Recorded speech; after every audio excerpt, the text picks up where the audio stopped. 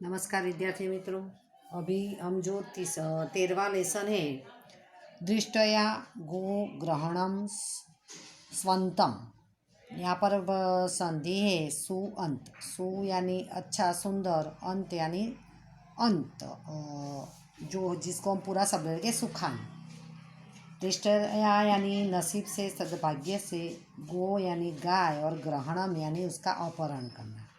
तो उसका हम अनुवाद लेंगे कि सद्भाग्य से गायों का अपहरण सुखांत हुआ।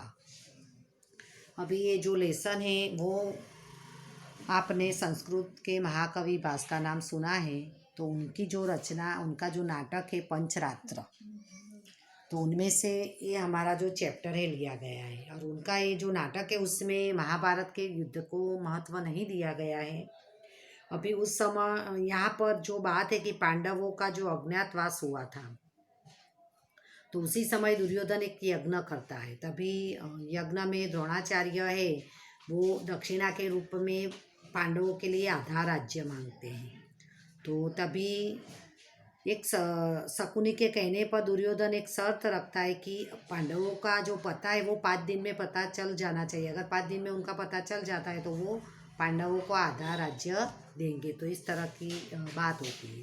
भी उसी समय दरमियान भीष्म पिता के कहने पर जो कौरव है, धृतराष्ट्र के पुत्र, वो विराट नगर की ओर जाते हैं और विराट राजा की गायों का वो अपहरण कर लेते हैं। उनकी सारी गायों को हाँक कर वे हस्तिनापुर ले आते हैं। विराट राजा की गायों का अपहरण कर लेते हैं। अभी उसी समय आपने भी अभी जो महाभारत देखा होगा, आपको भी पता होगा कि अज्ञातवास, अज्ञात यानी कोई न जान सके, तो ये ऐसा समय, तो उसमें पांडव जो है वो विराट राजा के यहाँ रहे थे। तो उसमें भीम रसोइया बना था और उसको बल्लभ कहते थे। अर्जुन नर्तकी, लेडीज का रूप लेके नर्तकी बना था, जो उनकी बेटी को नृत्य सिखाता था। बाद में उनकी बेटी से वो शादी भी करते हैं। तो वो उसका नाम तभी था नर्तकी रूप में बृहन्नला। सॉरी, भीम का नाम तो बृहन्नला नहीं था। बृहन्नला नाम जो है वो अर्जुन का था। बाद में बल्लभ भीम का नाम था। तो अभी जो विराट राजा की गायों का अपहरण कौरव ने कर लिया, तो अभी यहाँ तो ये वीर पुरुष थे सारे, भीम अर्जुन, तो वो सक्रिय हो जाते हैं और वो कौरवों के साथ युद्ध लड़ने जाते हैं और वो गायों का छुड़वा कर वापस ले आते हैं। और साथ में अभी अर्जुन का और द्रौपदी का बेटा और कृष्ण का जो भांजा है अभिमन्यु, वो भी कौरव के पक्ष में आया था। तो पांडव उनको भी पकड़कर, अभिमन्यु को भी पकड़कर विराट राजा की राजसभा में लाता है। और वहाँ पर जो संवाद होता है, अभिमन्यु को पकड़कर लाने के बाद भीम के रूप में बल्लभ और अर्जुन के रूप में बृहन्नला, जो वहाँ अज्ञातवास के उनके नाम है। और वहाँ का राजा है विराट देश का राजा, और उनका बेटा उत्तर है। तो ये सब के बीच जो वार्तालाप होता है, जो संवाद होता है, वो यहाँ पर इस लेसन में है। और जिसको उसी में उसको अभी हम पढ़ेंगे। और उसमें जो हास्य भी उत्पन्न होता है कि अभिमन्यु जो जो सवाल करते उनके बुजुर्ग सामने पर वो पहचानता नहीं है, तो जो हास्य भी उत्पन्न होता है। तो यहाँ अभिमन्यु के बहाने राजा विराट और सभी पांडवों की पहचान होती है। और दूसरी तरफ 5 रात्रि में इस तरह को पांडवों का पता चल जाता है। तो इसी प्रकार गुरु द्रोण के कहने से दुर्योधन को अपना आधा राज्य पांडवों को देना पड़ता है। तो इस तरह के से जो युद्ध है उसको टाला जाता है, क्योंकि पांडवों को आधा राज्य दे देते तो पांडव युद्ध नहीं करते और वो आधा राज्य लेकर अपना कार्यभार संभालते हैं। तो संपूर्ण ये घटनाएं वो 5 रात्रि में संपन्न होने से इस नाटक का नाम कवि भास ने जो है वो पंचरात्र दिया है। अभी यहाँ पर हम जो स्टोरी है वो देखेंगे।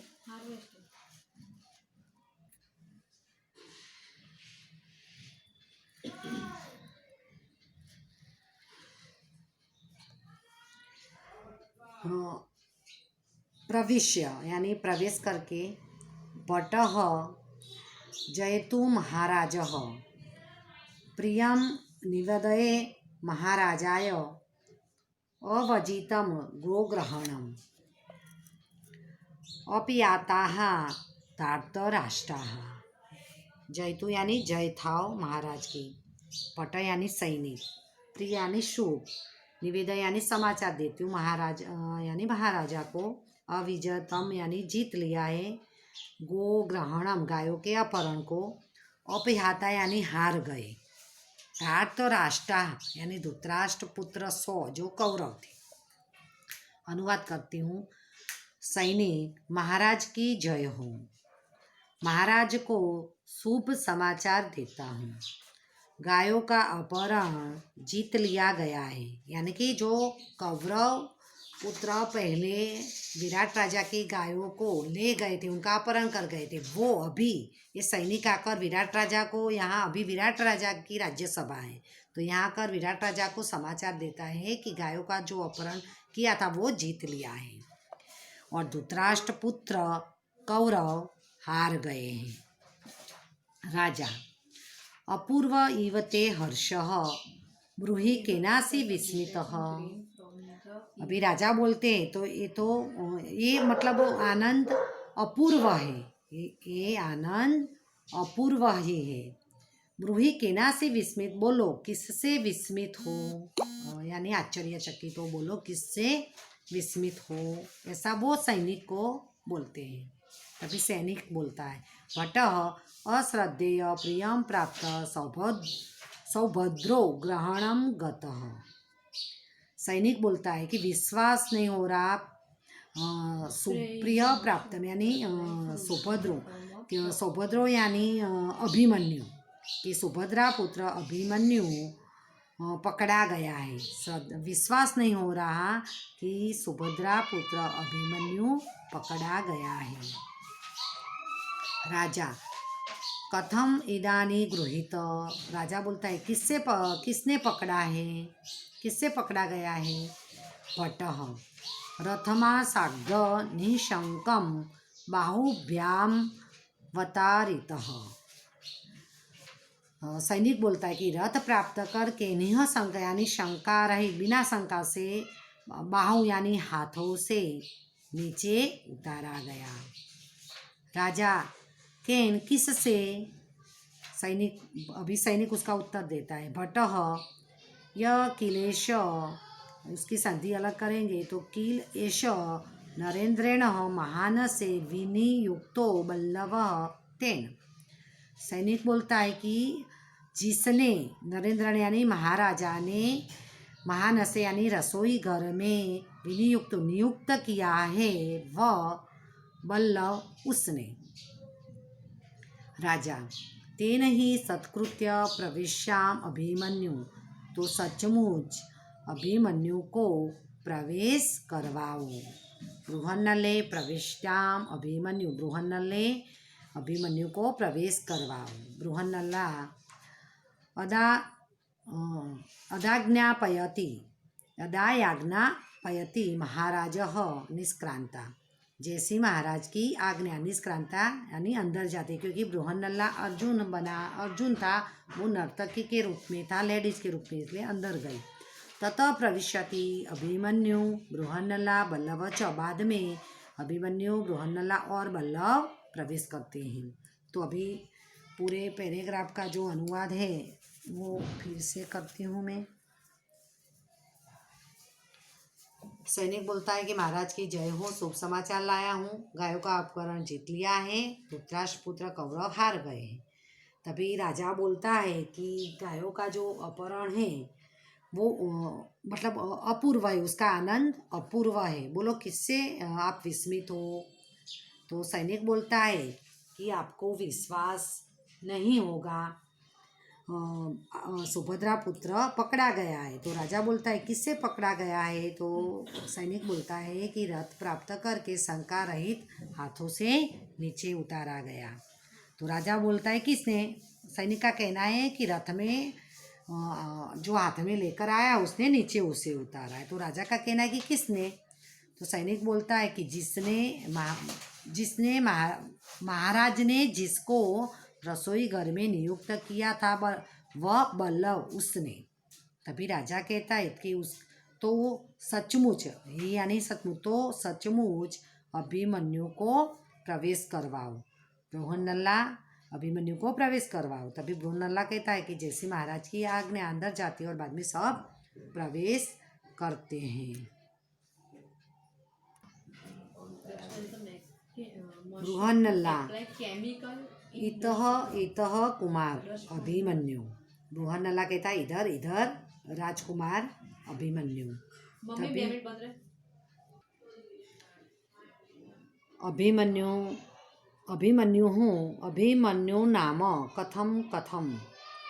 अभिमन्यु नाम अहम भोः की नाम भी अभिभाष्यते क्षत्रियाः अत्र।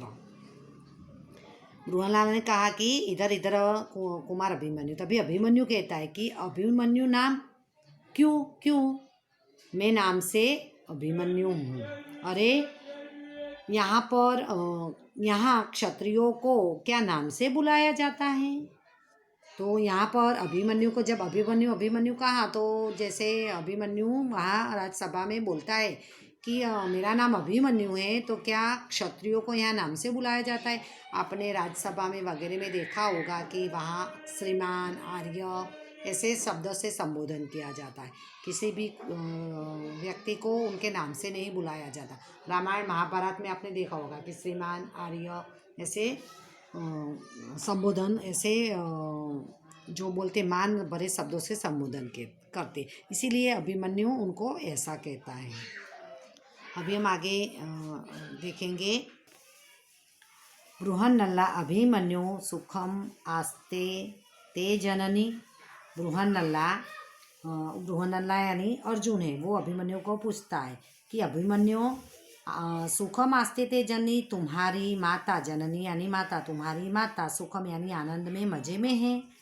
बृहन्नला पूछता है कि अभिमन्यु तुम्हारी माता सुख में मजे में है, यानी बृहन्नला अर्जुन है और अभिमन्यु की माता उनकी पत्नी है सुभद्रा और अभिमन्यु अर्जुन का बेटा है। पर यहाँ पर पहचान नहीं हुई है, इसीलिए वो इस तरह सवाल अभिमन्यु को कर रहे। तभी अभिमन्यु और गुस्सा होता है और बोलता है कथम कथम जननी नाम, क्योंकि वो बृहन्नला के रूप में जो अर्जुन है उनको पहचानता नहीं है कि वो उनके पिताश्री हैं। इसीलिए अभिमन्यु बोलता है कि क्यों क्यों मेरी माँ का नाम लेते हो।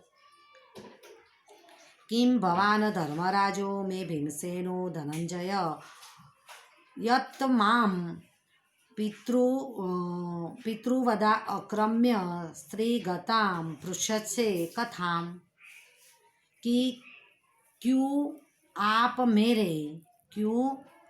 मेरे धर्मराज हो, भीमसेन और धनंजय यानी अर्जुन हो। वो सवाल पूछता है अभिमन्यु बृहन्नला वगैरह जो राजसभा में उनको कि क्यों क्या आप मेरे धर्मराज यानी युधिष्ठिर, भीमसेन, धनंजय यानी अर्जुन हो।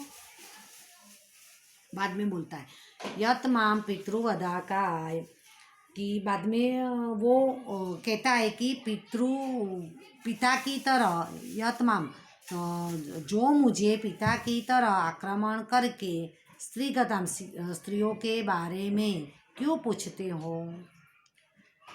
आप मुझे पिता की तरह आक्रमण करके स्त्रियों के विषय में क्यों पूछते हो।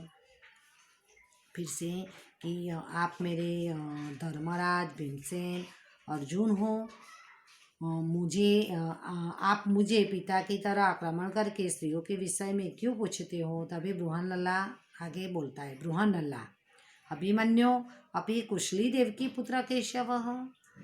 अभिमन्यु क्या देवकी पुत्र केशव यानी श्री कृष्ण भगवान की देवकी पुत्र केशव भी कुशली यानी आनंद में है, मजे में है।